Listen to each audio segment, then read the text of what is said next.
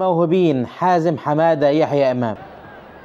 وبتتلعب تمريره بينيه، حط يا راجل، حط يا سلام يا سلام يا حازم يا بابا، عملها حازم امام معجون كوره يا ابني، اكسترا مهارات، اكسترا حوال، ادي بقى اللعيب.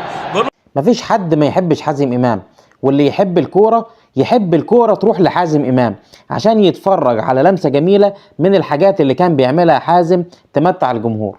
حازم امام ظهر في التسعينات مع نادي الزمالك كلاعب صغير، ابوه كان لاعب كبير في نادي الزمالك وهو كابتن حماده امام.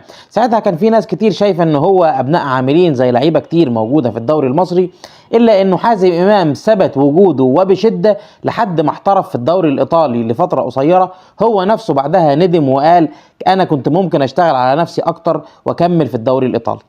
حازم امام تألق مع المنتخب مع الكابتن محمود الجوهري، خصوصا في كاس افريقيا 1998 اللي اتلعبت في بوركينا فاسو واخدها المنتخب، وبعدها في كاس القارات 1999 اللي اتلعبت في المكسيك. امام كان عنده مشكله انه دايما بيهتم بالناحيه الجماليه بتاعه الكوره اكتر منه ان هو يهتم بالفينش، عشان كده في اهداف كتير حازم كان ممكن يجيبها لكنها ضاعت لانه ركز في الناحيه الجماليه اكتر منه تركيز في انهاء الهجمه. كان احمد حسام ميدو من فتره كده اثار الجدل بمقارنه ما بين حازم امام ومحمد ابو تريكه، مين فيهم افضل. ميدو طبعا كان بيقول ان حازم امام افضل من ابو تريكه بكتير.